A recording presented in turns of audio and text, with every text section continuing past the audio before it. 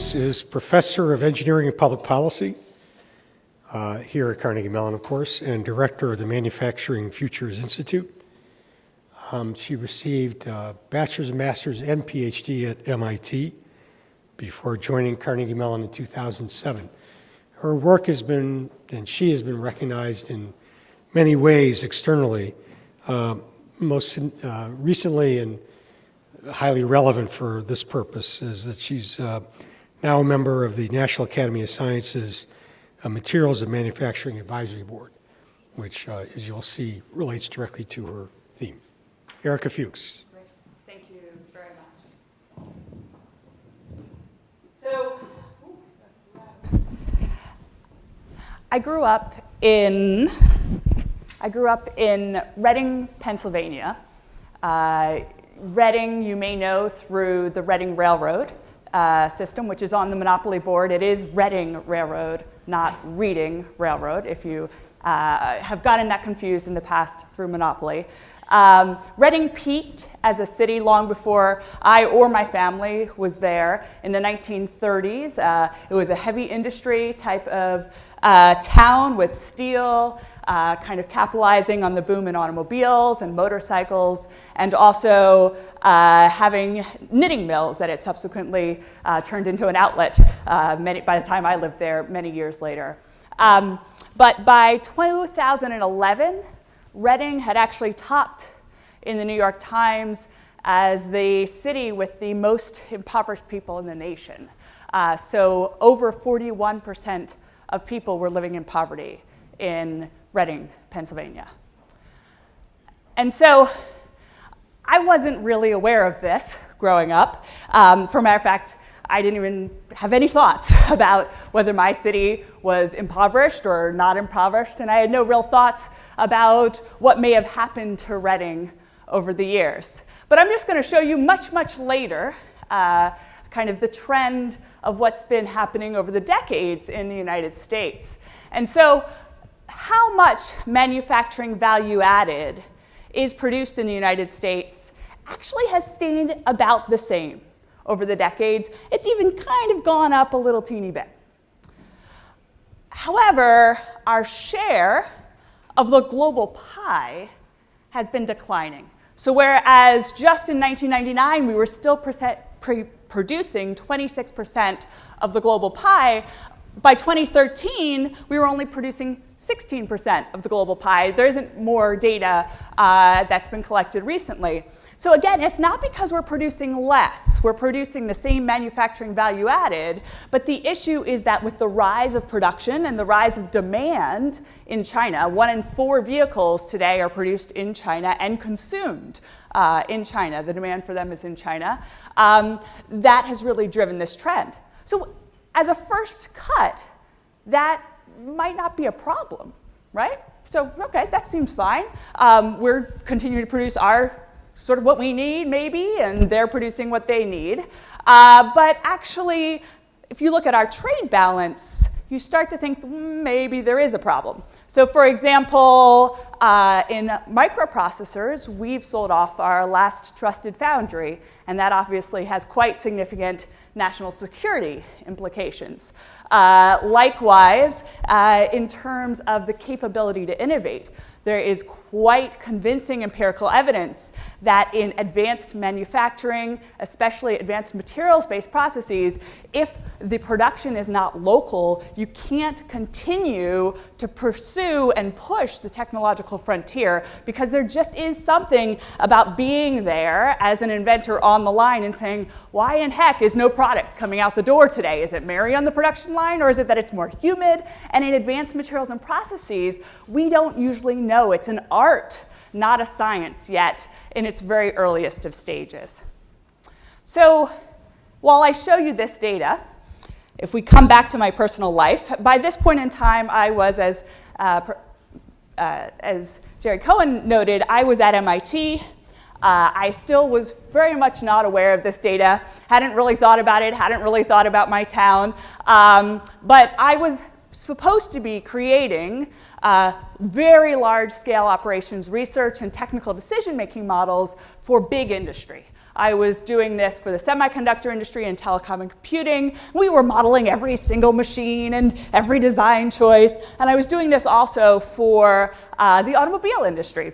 And as I was doing these models, I had just come back from living in China for a year and working for the United Nations. And so while I was in China, I had been in all these shop floors and plants and facilities in manufacturing. And for some reason, all these models I was building based on the industry's data didn't seem to take into account that everything in my model was going to be different if you were producing over in China. And yet, all of the industries with whom I were working were closing down their facilities here in the United States and moving them over to China. And so I was like, hey guys, I think some of these variables change with where you're changing your manufacturing location. And they said to me, no, just build the model.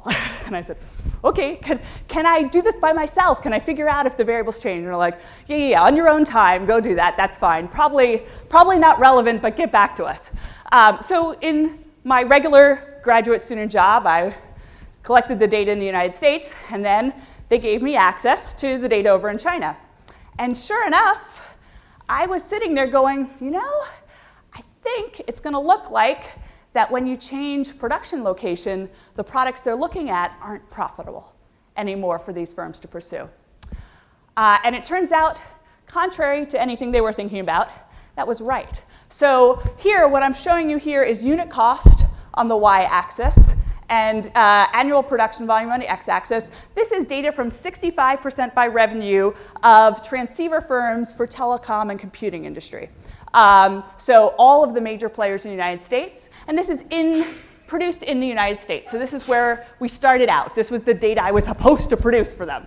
And so here on the red line, what you see is basically producing their current product in the United States.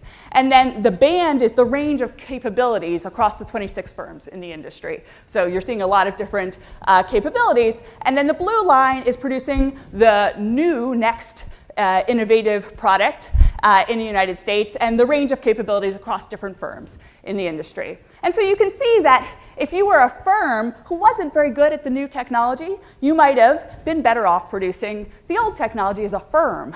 But as long as you were producing in the United States, if you could produce average or better in the new technology, if those were your capabilities, basically you were going to eventually win in the marketplace. So this was the data I wasn't supposed to get and that was not going to be relevant. So that red line is the same red line I was just showing you. The blue line is the same blue line that I was just showing you. I just got rid of the range of capabilities across firms in the industry. Those are just the average. And that red line down there is how much cheaper it is to produce the old technology. I don't mean a process technology. I mean a product technology with different capabilities in performance in the marketplace in developing East Asia, Singapore, Malaysia, Shenzhen, Hong Kong, Taiwan. That's where that was instead. And so the cheapest thing, and actually the only profitable thing for these firms to do, is to move overseas, produce the old technology overseas, which in this case was a wire bonded, so sort of hand assembled set of chips. And stop producing the new technology. And even if you play this out in multiple scenarios, it doesn't get any better. The old technology in developing East Asia wins. So some concerns were they couldn't produce the new technology in developing East Asia because the inventors weren't there and they didn't understand the science of the production line, and so they needed to be there. And the other was that they couldn't afford multiple manufacturing facilities. Kind of economies of scale that you needed in order to produce in this industry required that you had just one. And so the firms basically follow these economics. So at this point you might say, all right, well, Erica, that's nice. You showed me transceivers, computing, telecom, and sure, maybe that was, if this is contributing to Moore's Law, 50% of economic growth in the United States and worldwide happened to be able to be traced back to advances in Moore's Law and semiconductors, but why does this matter for energy? Right, that's fine. Or maybe we needed those computer chips to kind of figure out how to look at global climate change patterns, but again, why does this matter for energy? Well, the other study that I did was actually in vehicle lightweighting. for using fiber composite vehicle body in whites to produce fiber composites and reduce vehicle weight. So the largest weight in the automobile is its body. And yeah, that had the same trend. And on top of it, as you start to play this out more and more, in both of these cases, what's happening is a consolidation of parts. So the innovations, these advanced materials innovations, let you do less assembly. And if it's really cheap to do assembly overseas, then there's less reason to do less assembly here, even if there's performance advantages, like using less fuel. So likewise, if you would note in sort of metal additive manufacturing, a bracket by GE can reduce the weight by 80%, but if that consolidation of parts has to compete against cheap assembly overseas, then it might be harder to make that profitable. Likewise, in the solar industry, silicon crystalline photovoltaics, the cheaper those are, the harder it is to introduce new technologies because they have to come to even lower price points before they can get there. Same thing with battery technologies and the most advanced battery technologies. So if we keep making the older technology cheaper, it becomes harder and harder to introduce the new ones. This could be like, okay, well, we have to wait a little longer until we get our new technologies to market, but we know that the greatest challenge for advanced manufactured products and advanced materials products is actually getting from that early research idea to actually getting it out into the marketplace. This is very, very hard, and we already have a problem here, and we're just making it harder. So this is already a known, well-known problem. So as if that isn't enough, 54% of world energy consumption is industrial. And so it turns out that not only the primary sources of energy, but also the electric grid is going to have a different underlying composition depending on where you locate. And right now, at least, that might, in certain regions in the country, also be cheaper. More energy advantageous and environmentally advantageous here. Okay, so I may have convinced you that energy should care and the environment should care, or may not, but what about jobs? First off, this is a really hairy problem to which the academic world does not have an answer. We do not know the final answer on the relationship between technology change and jobs. But I can tell you for sure that if we are not producing anything more competitively than another nation, we won't have any jobs. We have to be able to produce products that can't be produced anywhere else. So it's one thing to be more efficient, but in the end, the game is what are we making that nobody else can? Okay, so that's how you get a larger share of the global pie. Now, is it true that the tasks, so the nature of work in assembly, may be less interesting than the more middle-skilled work that seems to go with advanced materials? I think there's suggestive evidence that that may also be true, that this may be more routine, and this tends to have higher technician types of capabilities.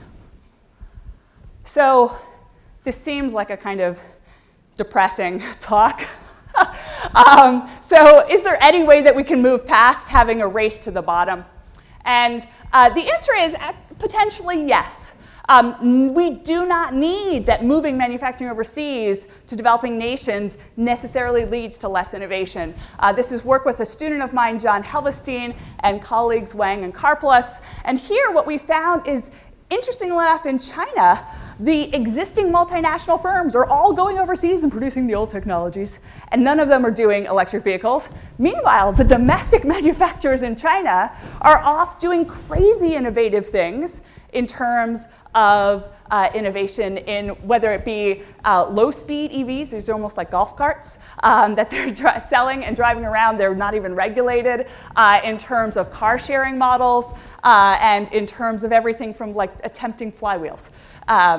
So the question is, as a globe, as a world, so we don't end up sort of using low-cost labor to decline our incentives globally to innovate. Some easy things are to think about the pricing of energy and the environmental externalities, the living wage, obviously, but also our policy for innovation. If we as nations act protectionist, we're not helping our companies produce products that can't that sort of outcompete everywhere else. That's been shown repeatedly in the National Innovation Systems literature. We need to help our companies have the innovations that let them have products that can be produced nowhere else, and the regulation that meets that to get those products to market.